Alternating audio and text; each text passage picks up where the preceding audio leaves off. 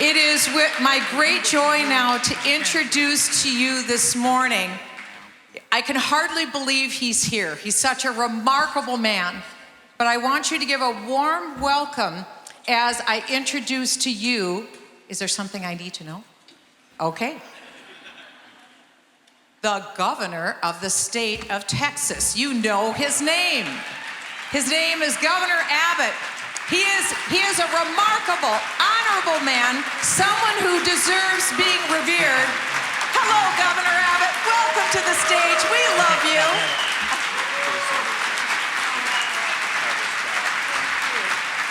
We love Governor Abbott. I want all of you Texans know how great Governor Abbott is. He's a remarkable man, not only for Texas, but for our nation.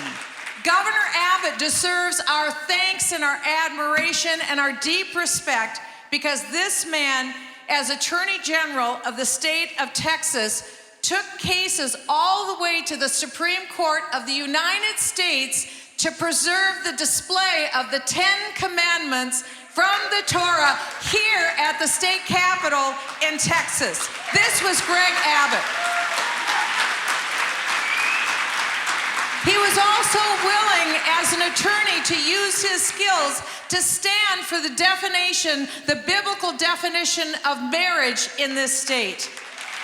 He's been a fearless, courageous leader, and we are honored and privileged with the Jerusalem Prayer Breakfast to welcome this distinguished leader, the governor of the state of Texas, Governor Abbott. Thank you, Governor.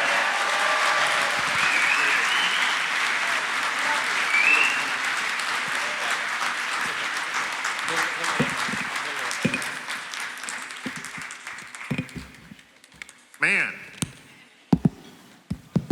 Give it up for Michelle Botman.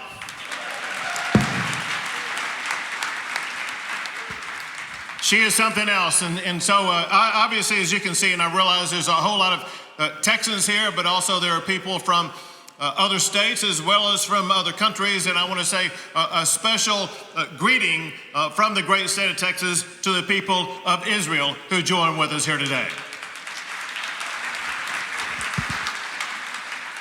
And so obviously, you can tell by looking at me right now that I'm in a wheelchair, but after listening to Michelle Botman, I felt like I was going to get up and be able to walk again.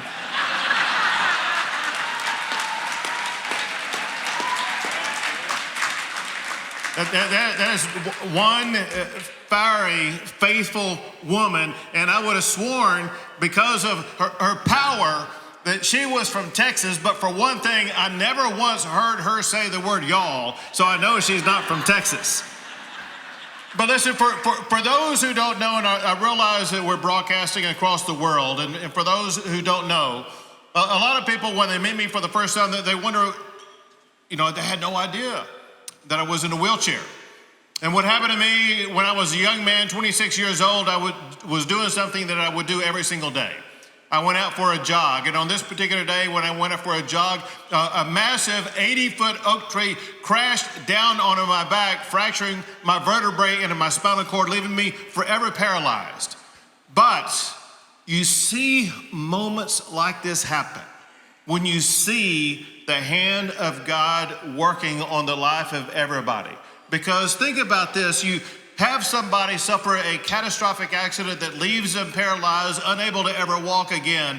You see a person's life literally broken in half, but only through the grace and the power of God, as well as the opportunity of being in the great state of Texas, can you see a young man's life broken in half and still rise up and be governor of this great state.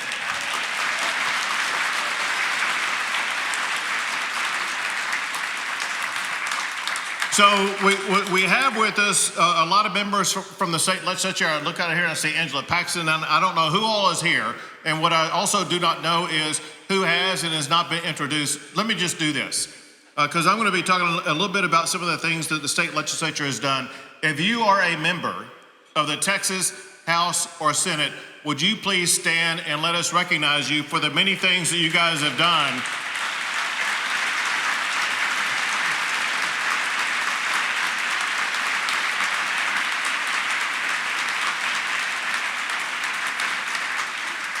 See, it's kind of even, it's hard to see with these lights up here, but I'm going to be coming back. I want to make sure before I got to some of the points I'm going to make about what Texas has done, that you got to see some of the people who are behind that. But before I get to that, I want to follow up on something that Michelle was talking about, because she was talking about, among other things, a battle that was waged before the United States Supreme Court involving the Ten Commandments. And let me put it in this context. Something that we all need to always understand, and that is we all are vessels for God to work through. One of our obligations is to open ourselves to allow God to work through us, and that is exactly what we allowed to happen. Back before I was governor, I was the Attorney General of Texas, and in the Attorney General's office in Texas is very large. We have about 700 lawyers. But when I became Attorney General, one of the most important things I had to do was to find the number one lawyer who was going to be working with me and advising me and helping the entire agency wage these battles. So the most important decision I made is when I hired a man I'd never met before to be the Solicitor General, the lead lawyer for the state of Texas.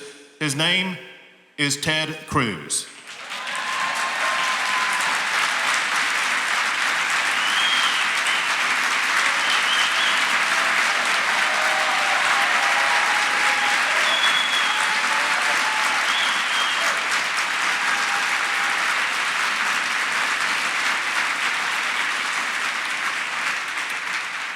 So we were just working along, doing whatever work we were focused on, and then one day, an atheist was walking across the Texas Capitol grounds and came across this enormous monument that stands about 10 feet high, and on that monument are carved into it the Ten Commandments, handed down by Moses himself.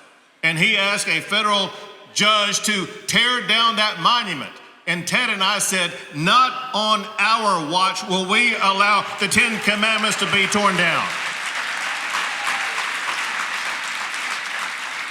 So that case went all the way to the United States Supreme Court, where I argued that case before the United States Supreme Court, but the cast of the argument was set by the theory laid out by Ted Cruz. And you need to understand this.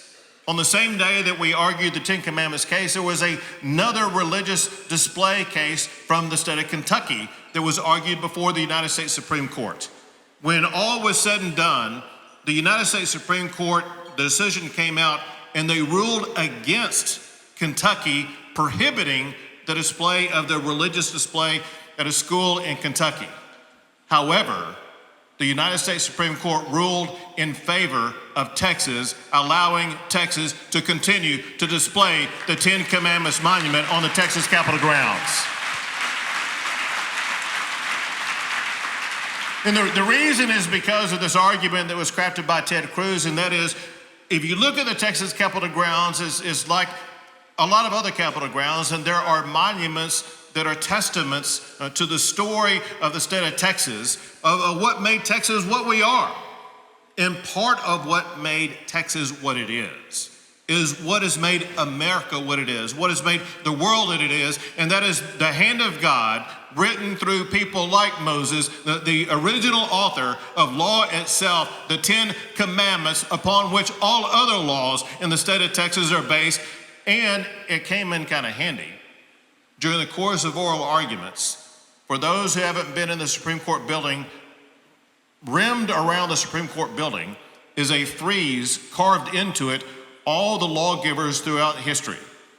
Right above the justices, where they were pounding me with questions, is carved into that frieze Moses holding the Ten Commandments.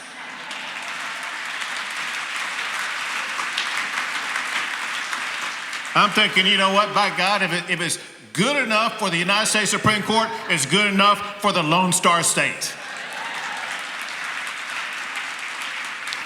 Well, let me just say, it's great to be here this morning with people who truly believe in the power of prayer. And for those of us who live in Texas, one thing that we all know that we've been doing a whole lot lately, as in the last few days, we've been praying a lot to God Almighty because of all of these catastrophes that we've been dealing with. For those who do not know, we've had tornadoes ripped through the state of Texas over the past few days, and that comes in the aftermath of fires that set ablaze so many large regions of the state of Texas, and that is on top of these cataclysmic worldwide events that we're all dealing with.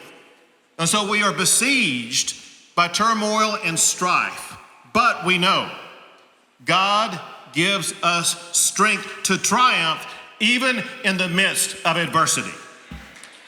Isaiah reminds us, God gives power to the faint and strengthens the powerless. Those who wait for the Lord shall renew their strength. They shall run and not be weary. We saw that strength. We saw that strength on display in another challenge that we faced here in the state of Texas back in January in Colleyville, Texas. We saw the power of prayer. We saw the power that can only be provided by God when a terrorist took over Congregation Beth Israel and held hostages at gunpoint. Prayer warriors went to work. Hours later, all hostages, including Rabbi Charlie, escaped alive. Prayer works.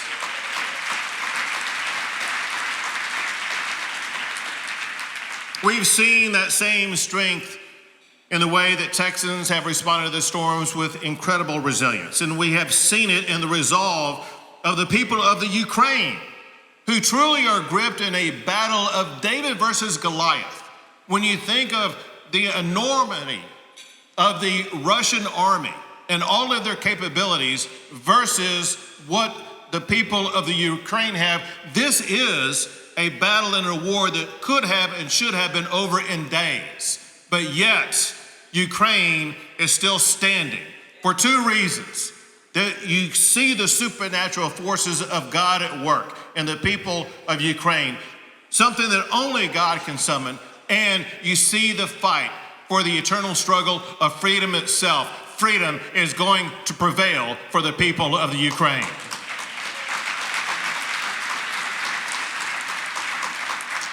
We've also seen that strength in the enduring bond between the people of Texas and the people of Israel. We share in the blessings of freedom as well as the burdens of vigilance. Texans were forged in the fire of the Alamo, just like the Jewish people were forged by some of the most epic struggles in the history of the entire world. In each case, we rose above ashes and eventually triumphed. In Texas, we constantly work to strengthen that bond that we have with Israel. In Texas, with these members of the legislature, we passed a law prohibiting the state of Texas from contracting with companies that boycott Israel.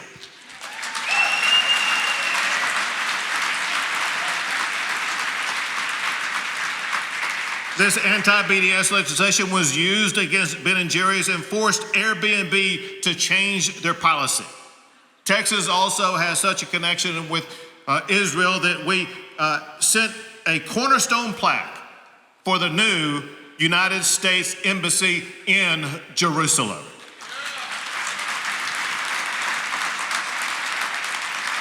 And we created the Texas Holocaust, Genocide, and Anti-Semitism Advisory Committee because anti-Semitism has no place in Texas, and we will continue to combat it wherever it occurs. You know, when I saw the early stages of this tragedy unfolding in the Ukraine, I was immediately reminded about a trip that I took to Israel, and I visited Yad Vashem Memorial as well as the Hall of Remembrance. And I was reminded of a great friend of Israel, Ronald Reagan, who said this quote that everybody knows, and that is, freedom is never more than one generation away from extinction. And as we watch Putin's march upon Europe, it is a reminder of that very warning, a reminder of the reason why we always need to stand up and ensure that we safeguard freedom for every generation. Well, I recently gathered a diverse group of faith leaders in Texas to pray for the Ukraine and its leader. and I declared an official day of prayer for Ukraine in Texas. The power of prayer is needed now more than ever for the people of Ukraine, for peace across the entire world. Courage is needed at this moment in history. One man who has been consistently courageous is Israeli President Isaac Herzog. A friend of the faithful everywhere, President Herzog understands the essential relationship shared by America and Israel. I was honored to invite him to share his words with this group here today. He has been a warrior against anti-Semitism wherever it appears. He is an inspiration to our efforts to stamp out anti-Semitism here in Texas. So it's my honor at this time to introduce this message from President Isaac Herzog.